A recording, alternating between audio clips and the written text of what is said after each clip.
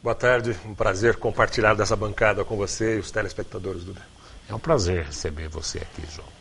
E você que, como a gente, acompanha tudo o que está acontecendo, tanto na nossa cidade como no país, e com uma preocupação muito grande, com uma responsabilidade social muito grande, porque todos nós, acho que nós queremos ver o país saindo dessa crise, né, João? Queremos, Duda. E a gente não vê muitas saídas de curto prazo, mas as de médio e longo prazo eu acho que estão mais claras, por contraditório que isso possa parecer. É verdade. As de curto, impeachment, não impeachment, o que fazer com a economia, mas de longo prazo, Duda, é hora de lançar um novo olhar sobre o Brasil. Papel da política no Estado, papel do Estado na sociedade, um interfere demais no outro, e acho que é hora de um novo pacto da República, inclusive. Mas isso não se consegue muito rapidamente. Eu acho que o rápido agora é resolver a crise econômica, a moral está correndo pelos tribunais e a política cabe a quem tem mandato resolver urgentemente também, porque senão tem que ser apiado do poder. Uma vez iniciado um processo de impeachment, é incontrolável o que vai acontecer, né, João? Mas até onde você acha que o Supremo vai segurar o impeachment da presidente? O Supremo não segura muito tempo, né, Duda? Até porque ele não pode interferir no poder legislativo. É um outro processo, é um outro canal da República. Eu acho que o Supremo, nesse momento, vai ter muita cautela com possíveis exageros, como houve, parece-me, do presidente da Câmara, o Eduardo Cunha, que queria estabelecer umas regras próprias para ele ter um controle pessoal sobre o processo, o andamento, e aí o Supremo falou, não, peraí, calma, porque o assunto é sério, envolve a possível saída da presidência da República, então isso tem que ser feito dentro das estritas normas do regimento interno da Câmara, mas também observando-se a Constituição. Eu acho que nesse aspecto a cautela é importante no Supremo, para que não soe como golpe, para que não soe como uma coisa forçada. Ô João, que imagem você tem do Eduardo Cunha? Tem hora eu falo, esse cara ou é louco, ou é... Como é que pode? As evidências estão tudo contra ele, e como ele joga, como que se não tivesse acontecendo nada. Será que ele tem tanto podre na mão dele assim, que isso ainda está dando alguma segurança para ele? Para mim parece um paranoico até na hora que está falando, né, João? Eu não sei que imagem que você tem dele. Para mim, Duda, a imagem dele é a imagem do subdesenvolvimento político, ético e cultural do Brasil. Ele é um substrato Só daquilo... aí chegou ali um cara desse, exatamente, né? do que é a sociedade. Ele é um de tantos, né, que a gente pode considerar nesse balaio aí de indignação que nós vivemos com a nossa classe política, né? E ele é arrogante, ele tem alguma certeza ainda de impunidade. Ele pressiona, ele chantageia até agora, mesmo com muitas evidências já dos seus malfeitos. Mas que chance que ele tem? Já está mais que comprovado as contas dele na Suíça, né, João? Já, eu acho que é uma questão de tempo. Só ele mesmo joga com o tempo, talvez para amenizar, para negociar alguma coisa, porque o político brasileiro sempre acha que é possível negociar um pouco mais, é possível até se safar no final de um processo de investigação qualquer. Ele vai negociar certamente, pelo menos no plano político, no jurídico, no judiciário, ele não vai ter margem de manobra. Mas na Câmara, como presidente, ele tem ainda muita margem de manobra, ele vai tentar esticar ao máximo esse mandato dele, para poder se safar, pelo menos no processo político. Ele tentar salvar o mandato, pelo menos, perde a presidência e fica no mandato. Acho que alguma coisa assim, né? Alguma coisa assim. Uma barganha qualquer ali, né? Mas depois tem o plano jurídico, que esse a gente confia mais, né? E eu acho que a esperança aí... É por isso que eu acho que a crise não é totalmente definitiva, porque as instituições funcionam, né, Duda? É o único motivo para ter otimismo. As instituições estão funcionando ainda. No mais, a crise se instalou em todos os setores do país, na economia, na sociedade como um todo, na política, enfim. A Dilma mexeu no ministério, tirou força do PT, praticamente entregou o governo para o PMDB. Você está achando que deu algum efeito? Parece que o povo ficou distante dessas modificações dela, né, João? Não ativou nem economia, nem nada isso, né? Por enquanto, pelo menos, né? Não, Duda, porque eu acho que chegou uma hora nesse país de que a gente tem que parar de fazer as coisas superficialmente pela metade ou apenas para inglês ver. Ou se toma atitudes verdadeiramente transparentes, honestas, decentes e aquelas que vão ao fundo, à raiz do problema, ou não adianta mais ficar com maquiagem, com filigranas aí de quaisquer tipos. Isso que ela fez foi apenas tentar reorganizar a base de apoio dela no Congresso. Aliás, foi em benefício próprio apenas, do seu governo, né? Cortou 10% do salário dela e do vice para mandar algum tipo de mensagem, mas uma mensagem incipiente. Isso não resolve nada, é apenas simbólico. O que tem de fazer, até agora, não foi feito. Eu talvez nem sei mais se ela tenha tempo de fazer algo, a não ser a própria renúncia, né? Eu confesso que tenho dúvidas ainda sobre impeachment ou não. É um processo muito complicado. E ela está falando tanta besteira em pronunciamentos dela, que a gente chega até a duvidar se ela está com as faculdades mentais corretas, né, João, em ordem, né? Ensacavento, mandioca, entendeu? Parece que ela está com uma confusão mental já, né? É verdade, Duda. Eu vi recentemente o lançamento de um livro abordando uma coisa que não se aborda quando se discute política, o traço psicológico do detentor do mandato. A gente geralmente fala de fatos e não fala de pessoas. E esse livro compara a personalidade da Dilma com a do Lula. Também, entre outros, né, com o Fernando Henrique. E a Dilma, segundo o autor do livro, ela tem um traço de personalidade que assim, é muito centralizadora e autoritária, não é habilidosa, né, com política, ela é mais, por isso até tem o apelido de gerentona, e ao contrário do Lula. O Lula faz todo mundo crer que está todo mundo decidindo, quando na verdade ele acaba decidindo no final, mas é um grande articulador. Ela não é o contrário. Então eu imagino que ela deve sofrer um pouco mais com essa pressão toda. Eu acho que não deve ser fácil, Duda. Agora, olhando só o lado humano. Imagina, a gente quando está pressionado por alguma situação em casa, no trabalho, já fica desnorteado. Você imagina o presidente da República com todo o tamanho desse país aqui e da crise. O Lula ontem na reunião dos agricultores, e vocês deram ênfase na manchete hoje do Jornal da Cidade, mostra quanta besteira fala o Lula e uma confissão de culpa na minha ótica de entender. O presidente da República não pode falar isso, eu posso e ser criticado por isso. Como é que um presidente da República, que é eleito para cumprir a Constituição, faz o juramento da Constituição, da lei, num discurso como o de ontem, vira e fala assim: as pedaladas fiscais são necessárias para distribuir, para cobrir programas sociais, como querendo dizer, a lei que se lasque, né? Quer dizer, tinha que fazer e fez e acabou. Quer dizer, o que os caras se sentem? Dono do país? Quer dizer, como é que um presidente, não sei como é que você enxergou isso, a hora que você botou isso como manchete do Jornal da Cidade, né? Quer dizer, o que o cara está querendo dizer? A lei não é para cumprir aquilo que sou dono do país e acabou. Como é que você vê isso, João? Eu vejo, Duda, como a expressão do caudilismo, do populismo, que marca, pelo menos a pessoa do Lula. Se não do PT como um todo, o PT é muito dividido, tem setores lá que até tem uma análise, uma leitura ideológica, mas o Lula, pessoalmente falando, aposta até hoje no seu carisma. E carisma, nesse caso, significa caudilismo, populismo. Foi assim que ele chegou ao poder, foi assim que ele governou. E isso relembra até um pouquinho Getúlio Vargas, né, em certa medida, talvez com um discurso mais moderno. Então, ele está nos estertores, ele está dando os gritos, né? Talvez os últimos gritos desse projeto político chamado PT.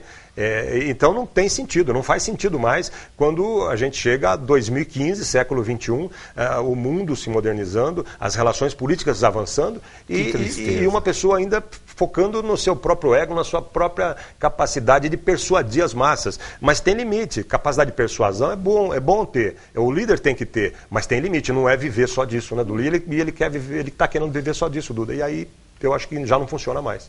É inacreditável um ex-presidente chegar num discurso e colocar: eu não cumpri a lei porque era mais importante distribuir dinheiro pro povo, para sua parte social, minha casa, minha vida, que seja o que for. Agora, o presidente ele tem que ser o guardião da lei. Se ele não é, mas passa uma mensagem aí até subliminar, que eu acho, Duda, diz o seguinte: olha, gente, se não for pela lei, nós vamos segurar a onda pela força. Pela força, ou pela união dessa pretensa massa que ele diz representar, que hoje não representa tanto.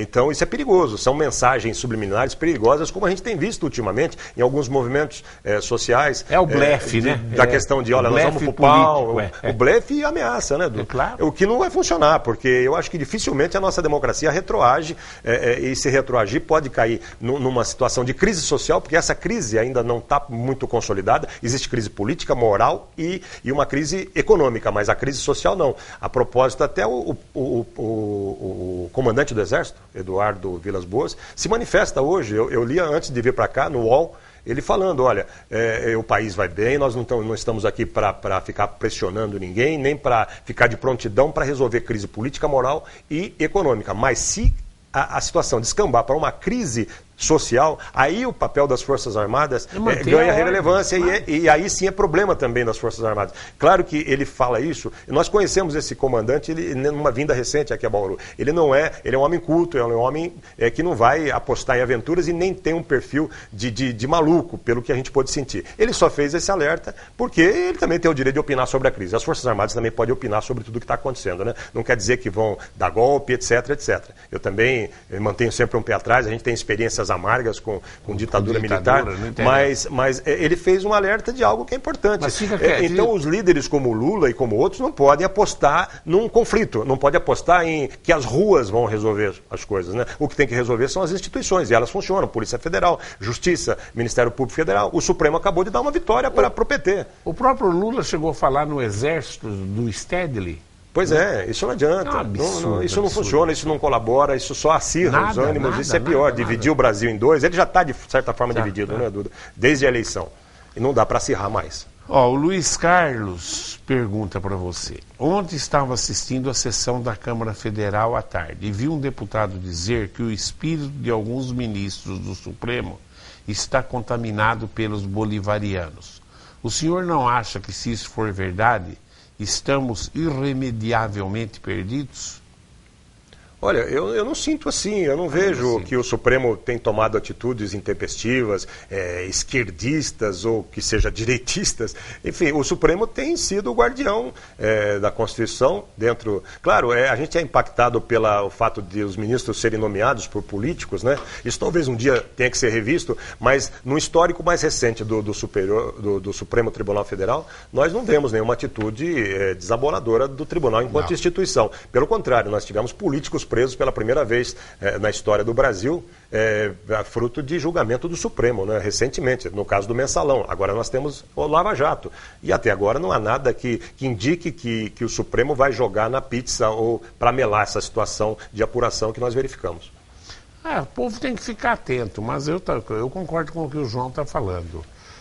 Embora possa ter dúvidas, mas nada que dá para afirmar que realmente o Supremo está aí para melar tudo, né, João? Não vejo assim, não tenho, acho que esse risco é imediato. Não.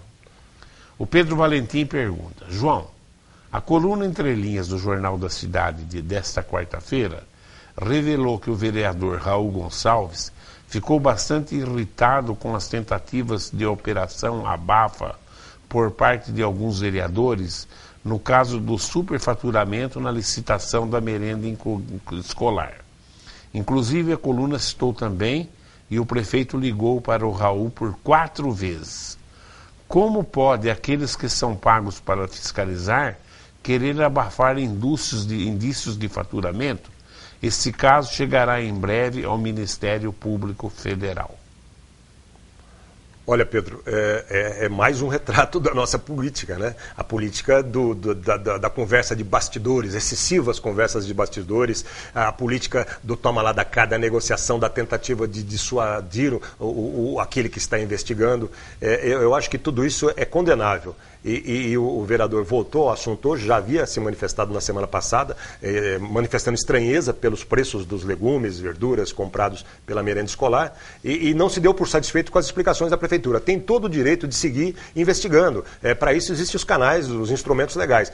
da parte daquilo que a coluna de política apontou, da pressão, da negociação, da ligação, num sistema democrático até certo ponto é legítimo, mas quando se trata de tentar abafar algo, perde a legitimidade. Isso nós temos que condenar e você observou bem. E agora, se você mesmo diz, a situação pode caminhar lá para o Ministério Público e lá eu acho que bater na porta do promotor para pressionar é um pouco mais difícil do que na porta da Câmara Municipal, né? É verdade, é verdade. Você acha que resolve o nosso problema de caixa do município cortar só os cargos comissionados? O Rodrigo chegou a dizer para mim aqui na TV Prevê que isso não dá, né, os cargos comissionados não dá nem 1% da folha. Você fez alguma pesquisa em cima disso ou não? Fizemos, Duda. São 70 e tantos cargos comissionados e 25, segundo a Prefeitura, o próprio secretário de Finanças, são possíveis de corte. São cargos que não são de diretor de departamento, de diretores de outros setores que fazem a máquina funcionar. Esses 25 cargos, se cortados, o prefeito diz que vai cortar e já cortou alguns, já tem uns 5 pelo menos anunciados e publicados no Diário Oficial, significam uma redução de R$70 mil. De fato é pouco, mas é o que nós dizíamos até com o próprio prefeito numa visita que ele fez ao jornal. Esse simbolismo, essa atitude é necessária nesse momento. Não vai resolver contabilmente, economicamente, financeiramente a situação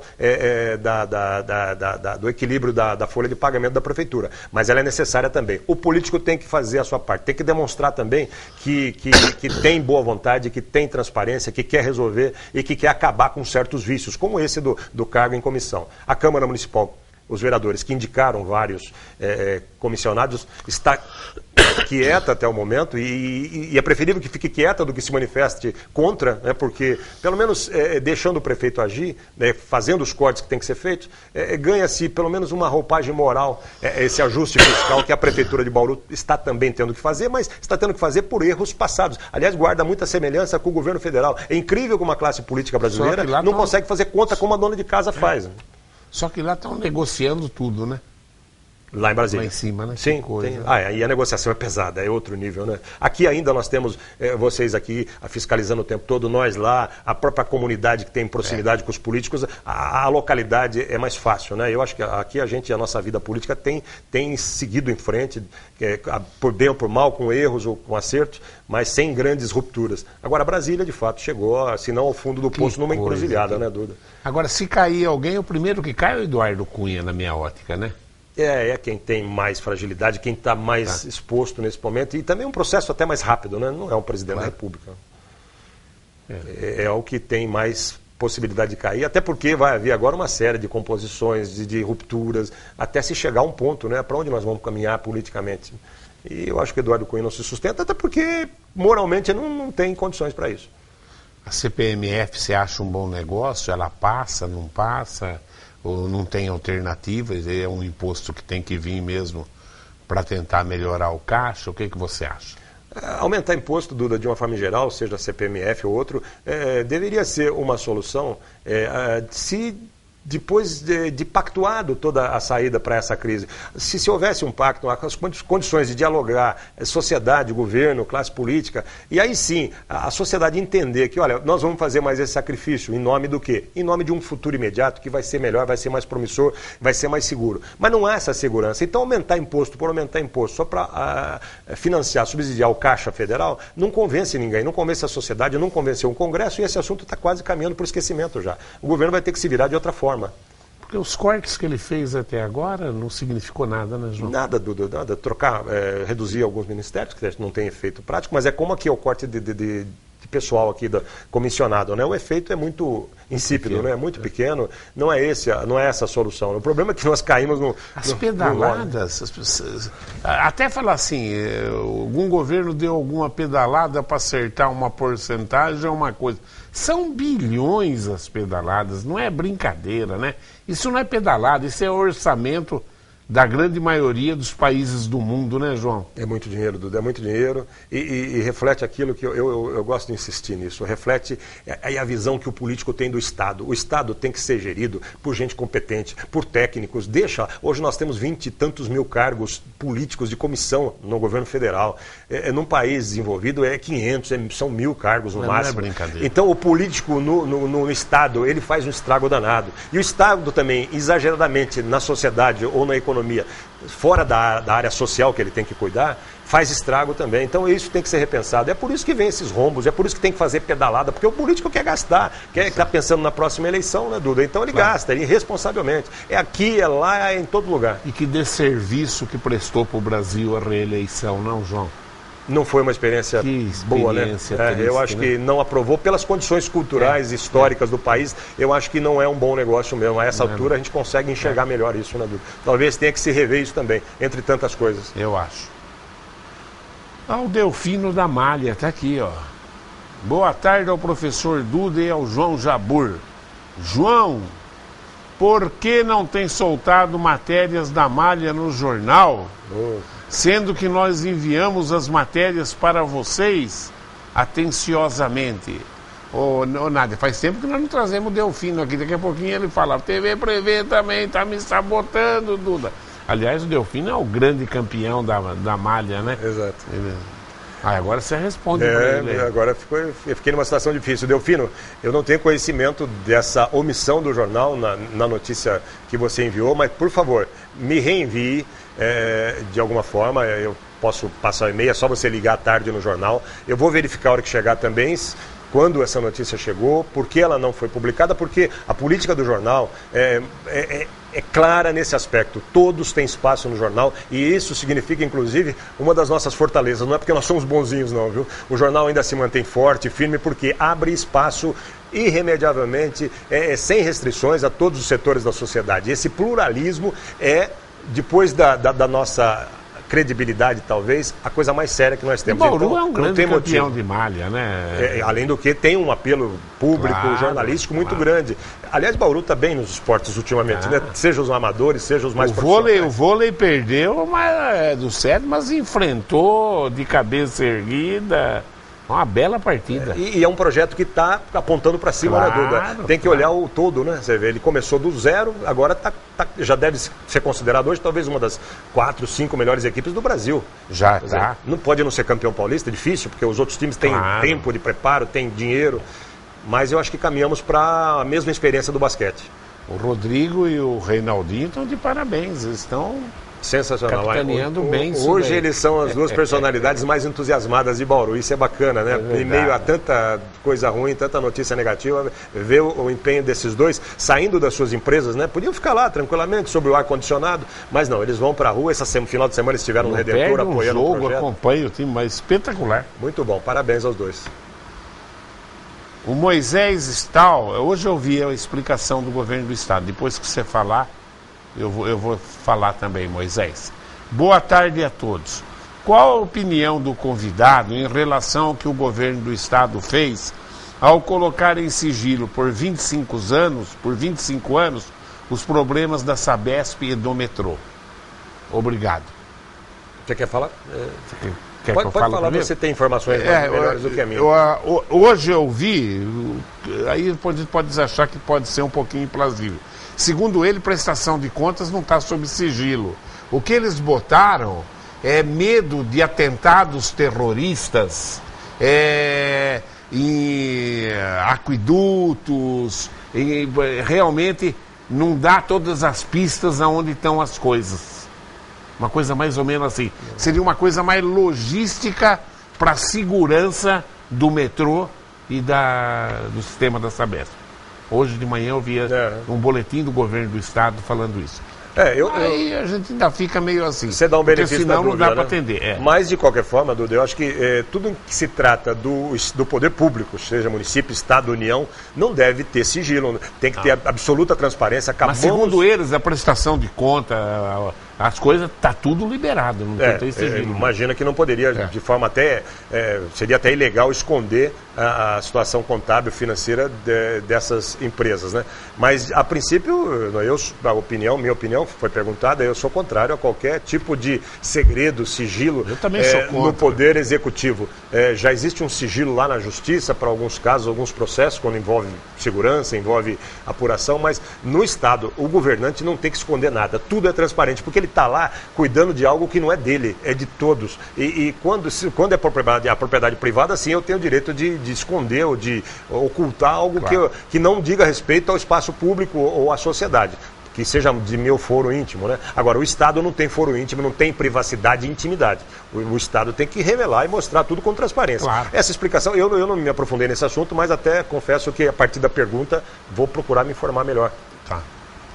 Eu, por acaso, eu vi hoje de manhã na grande mídia isso aí. Luiz Nicola. Na coluna Entre Linhas do JC nos últimos dias, tenho visto algumas colocações do editor como que se fosse um desabafo, onde o mesmo comenta sobre o trabalho do JC em prol do jornalismo sem interferência pública, sobre o caso do aditivo da estação de tratamento e o montante do qual foi reduzido em 10 milhões com contribuição do JC e suas investigações. E o montante do qual foi reduzido em 10 milhões em contribuição do JC e suas investigações. Pergunto, o JC teve pressão do governo para abafar o caso? Olha, Luiz, obrigado pela pergunta. Aquela colocação a que você se refere foi na entrelinha de domingo, Duda. A Engenharia pedia inicialmente quase 12 milhões para continuar com a obra lá. Depois que o jornal publicou, vocês falaram aqui, os outros órgãos de imprensa, abriu-se uma grande discussão na cidade e essa conta hoje caiu para 2 milhões e esses 2 milhões ainda estão sendo discutidos se a prefeitura deve pagar ou não. Então, o que eu quis dizer ali, até falando pela imprensa, e nem só pelo Jornal da Cidade, mas o papel fundamental na democracia da imprensa. Um pouco até, em função de toda a pressão que a gente vive, a pressão mesmo dos tempos novos, das mudanças de paradigmas, da revolução da era digital, mas também um pouco por isso que você falou, Luiz. É claro que nós temos pressão, é claro que nesse caso até nem foi por pressão, foi porque no início, quando o jornal levantou o assunto, algumas vozes tentaram descredibilizar, desqualificar o jornal, dizendo que isso não era nada, que a gente estava enxergando o problema onde não havia. E está aqui, passados poucos meses, 2, 3 meses, está provado que aquilo que era 12 virou 2, numa economia de 10 milhões para o dinheiro público, para o cofre público, né? Então, programas como esse, o jornal lá, as rádios têm papel fundamental. Eu lamento se tiver que um dia reduzir, tiver que acabar, porque a imprensa não pode, mesmo essa imprensa tradicional, agora tem a imprensa alternativa também, mas a imprensa de uma forma em geral não pode ser calada e muito menos pode a sociedade prescindir dela. Então é isso que a gente quis dizer, ressaltar esse papel, porque eu tenho pena de cidades onde não há uma imprensa atuante, porque muita coisa mal feita passa e as pessoas não ficam sabendo. O Luiz Cláudio da Vila Falcão, ele toca em assuntos interessantes, mas ele engloba muita coisa. Vamos dar uma pincelada que está bem interessante a pergunta dele. Ele fala assim: senhores, o governo federal vai cortar as verbas do Sistema S. Isso não é verdade. Ele quer participar das verbas do Sistema S, porque todas as empresas elas contribuem para o Sistema S, SESI, SENAC, SESC e etc. Exatamente para a educação. Agora, o governo federal vai estar querendo uma porcentagem do Sistema S, diminuir. Inclusive as escolas, todo mundo participa. É verba para a educação e as escolas privadas não têm isenção do Sistema S. E elas são obrigadas a dar bolsa de estudo para os filhos dos seus funcionários. Nós contribuímos. O Sistema S é um volume de dinheiro muito grande, ele é nacional, se eu não me engano é 2 ou 3% da Previdência Social. Eu não tenho essa informação. Quem sabe corrija aí, 1,5%, 2%. É uma grana violenta, tanto é que você vê a qualidade que tem o SESI, o SENAC, o SESC, porque eles realmente estão nadando em dinheiro. O que o Estado está querendo, Luiz Cláudio, é participar, acho que mais ou menos com 30% do dinheiro que vai para o Sistema S. Isso que eu entendi. Você leu isso? Eu li alguma coisa nesse sentido, sim, Duda. Ele está reduzindo a alíquota para aumentar num outro setor, porque no outro setor o dinheiro vai direto para o cofre dele. No Sistema S, o dinheiro vai para um fundo que gerencia. Ele diminui 30% e para aumentar no outro lado. Claro. E no outro lado ele põe a mão mais diretamente no dinheiro. Claro. Então essa é a operação contábil. É óbvio que é para ajudar também no caixa combalido lá do governo federal, né? E isso tem impacto, né? Você está citando a educação, principalmente na educação, não só no lazer que essas entidades propiciam. Claro. Continua, é bem interessante a pergunta do Luiz Cláudio. Ele fala assim: o governo do estado de São Paulo vai fechar vários prédios de escolas públicas. E você viu, ele está fechando. Isso daí é uma consequência. Fechar escola sempre é um desastre, né, Luiz? Mas é uma consequência também de que uma parte do ensino foi passado para as prefeituras, e as prefeituras que deveriam ter utilizado prédios do Estado fez prédio novo. Eu me lembro, na época do Nilson, eu denunciei isso aqui na TV Prevê. Eu falei, para que em vez de construir prédio, não usa em convênio os prédios do Estado? Então, o Estado acha que tem prédio perto de escolas municipais, mas é claro que fechar a escola é um desastre. Você tem acompanhado isso? Tenho, Duda, de certa forma. O governo alega o seguinte: a taxa de natalidade está caindo e, consequentemente, a população está reduzindo. Nós tínhamos, não sei, as escolas iniciais hoje têm um número de aluno menor do que tinha ontem. Isso, de 6 milhões caiu para 4 milhões o número de alunos. E aí o governador disse aqui em Jaú recentemente que o governo não administra prédios, administra o ensino. Claro. Tem lá os seus argumentos. E agora, isso está na mão das prefeituras hoje. Sim. Agora, eu acho que o governo encaminhou pessimamente essa discussão, Duda. Se ele tem razão, chama as escolas, chama os alunos, chama as entidades que representam os alunos, os pais e os próprios professores e funcionários, e faz uma discussão. É isso que falta no Brasil. Vamos fazer uma discussão, porque ninguém é contra tudo de cima para baixo. Vem enfiado goela abaixo de uma forma muito mal comunicada e gera todo esse transtorno, essa comoção. Vem no momento de crise, vem no momento em que as pessoas estão dispostas a gritar por tudo e contra todos. Então, a forma como o governo encaminhou, para mim, totalmente errada. Agora, o mérito pode ser que seja tecnicamente viável. O governador também falou uma coisa interessante, falou: toda mudança provoca reação e nós não podemos ficar sujeitos à reação, senão nada muda. Esse enunciado tem lógica. Agora, o mérito em si, tecnicamente falando, é uma discussão que está se fazendo. Eu não tenho certeza se é bom ou se é ruim. Também não tenho. Eu acho, a única certeza é que foi muito mal discutido isso, está sendo mal discutido e o governo agora está correndo para tentar explicar. As decisões são tomadas nas salas acarpetadas e os delegados de ensino que enfia por goela abaixo e tem os diretores e delegados de ensino estão sofrendo, né? A Gina aqui está rebolando mais do que na época do carnaval para poder explicar, para poder convencer as pessoas de que estão fazendo a coisa certa. Agora, e o Luiz Cláudio continua aqui, ó. Amanhã é dia do professor. Parabéns para todos os educadores pelo seu dia. Pena que nossos políticos não tenham sido bem educados. Não deixa de ser uma crítica para os educadores. Né? Ou, sei lá, se não são bem educados.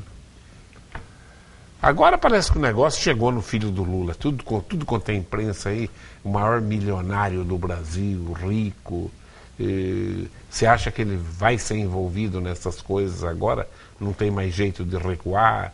Que é o maior pecuarista do Brasil, o maior boiada, dono de frigorífico, dono de fazenda na Argentina. Estão falando tudo aquilo que corre na internet, que pode ser verdade, pode ser mentira, mas como não tem contestação, a gente até acha que deve ter muita verdade nisso. Você acha que essas investigações chegam no filho do Lula agora?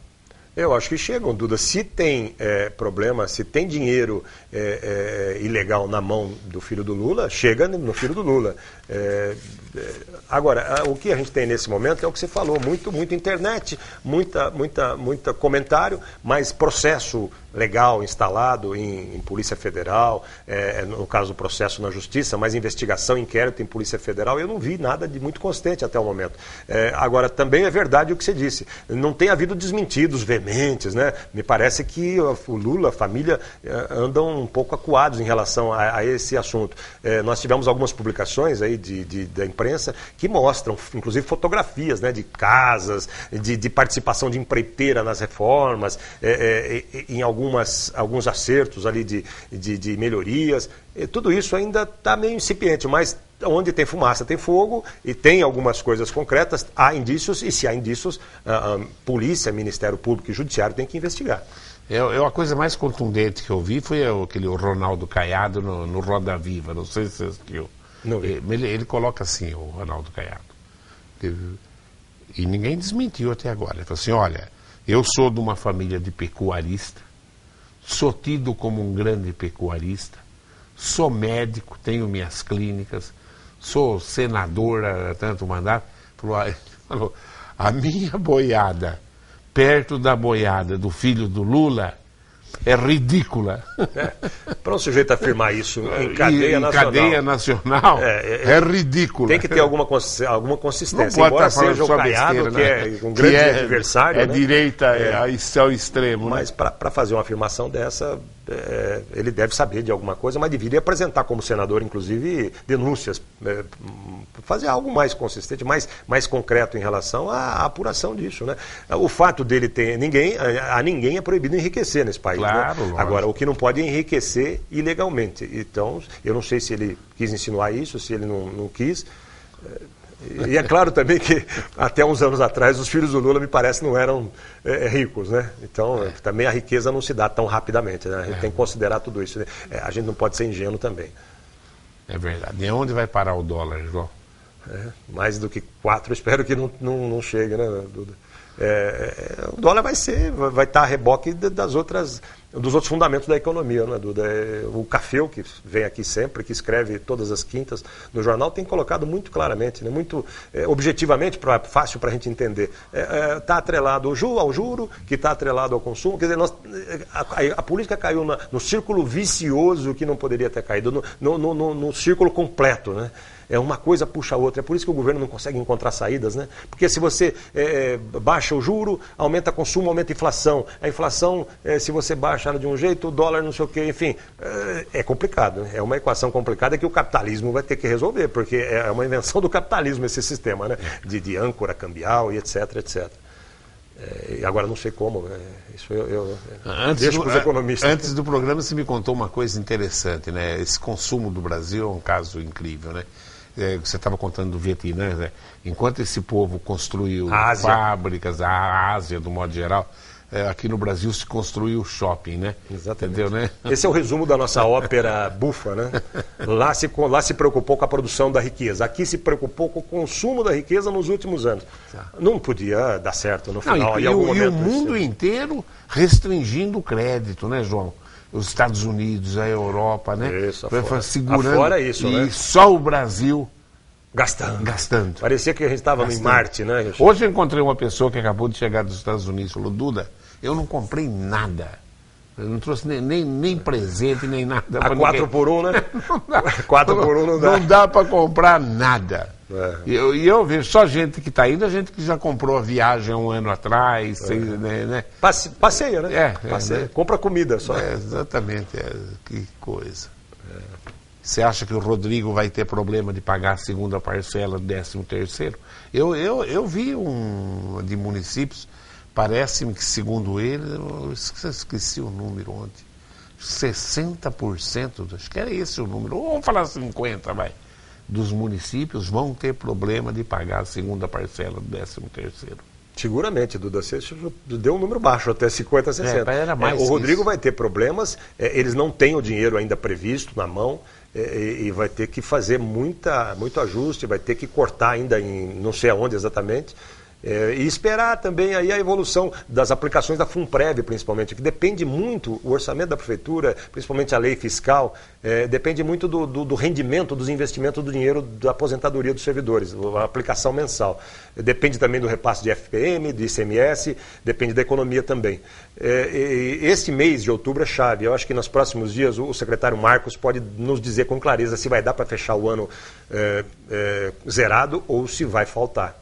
E a nossa torcida é para que zere, pelo menos, né? Pelo menos que se paga tudo que se tem que pagar. E se for a prefeitura, é o maior empregador de Bauru, né? E isso daí no comércio é um outro rombo no comércio. É né? um outro círculo vicioso complicado. Num comércio combalido já e tudo é emendado, né, João? Tudo é bola de neve, tudo é uma cadeia, né? Ninguém acha que a desgraça vem só pro... A sociedade é uma cadeia engenhosa, claro, né, Duda? Mas todos os que fazem parte dela têm que ter responsabilidade, porque se desequilibrar um nível dessa cadeia, desequilibra a cadeia como um todo. No nosso caso aqui, desequilibrou o nível do Estado. O Estado brasileiro se desequilibrou, estourou as suas metas fiscais e isso reflete em toda a sociedade agora. Eu sinto às vezes que eu acho que não há tanta falta de dinheiro circulando, o que há é a pressão inflacionária, é a pressão de juro por conta do problema do governo, né? A gente estava relativamente tranquilos até aqui, embora precisando fazer reformas nesse país, mudar o jeito de enxergar o país. Mas a hora que um elo da cadeia se rompeu, toda a cadeia se comprometeu. Isso vale em qualquer setor da vida da gente. Né? E você falou uma grande verdade, fazer menos política e buscar mais soluções, né, João? Deixa os técnicos trabalharem mais, né? Deixa quem tem competência trabalhar. A meritocracia é boa no Estado. Ela pode não ser boa na sociedade, porque a sociedade tem muita desigualdade. A gente não pode reproduzir automaticamente aqui fora. Mas nas instâncias de governo, é a meritocracia que tem que valer, né? Porque senão a cadeia se desequilibra, né? Facilmente. É verdade. João, mais alguma coisa? É só, Duda, é só acompanhando aí o desenrolar, também participando, opinando, porque eu acho que nós temos que instalar uma grande discussão nesse país, né, Duda? Desde aqui a nossa cidade, ao Estado, a União, para enxergar o futuro, para onde nós queremos ir, que projeto de país nós queremos. Esses projetos do PT, o próprio projeto do PSDB, se esgotaram. E a gente não tem uma alternativa hoje concreta, né? Não há ainda, eu não vejo um líder ou um grupo ou uma corrente que apresente uma luz no fim do túnel para nós. É uma perplexidade para quem tenta achar uma solução, né, João? Não sabe qual é a melhor solução. Nós vamos ter que construir isso na crise, Duda. Talvez seja até melhor construir algo novo na crise, né? É mais consistente, é mais estaqueado. Né? Caçar resolve, entra o PMDB resolve, não entra... Não sei. Se não tiver credibilidade da população, não vai a lugar nenhum, né, João? Exato. A população tem que agir também, tem que se movimentar, tem que discutir mais a sua vida. E agir também mais em conformidade com a ética, com a moral, né? Que aquilo que a gente exige do político tem que ser praticado por nós também. E não fica achando que a crise é só para os outros, a crise é para todo mundo. Está tudo interligado. Tudo interligado. Não tem... todo mundo vai sentir. João. Obrigado. Obrigado pela presença, viu, João? Obrigado. Tá? Bom, tá aí.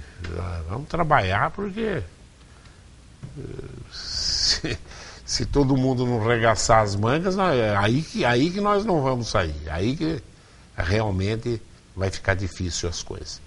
As cassações vão acontecer dentro dos prazos legais da lei, de quem merecer que seja cassado, quem não merecer que fique, né?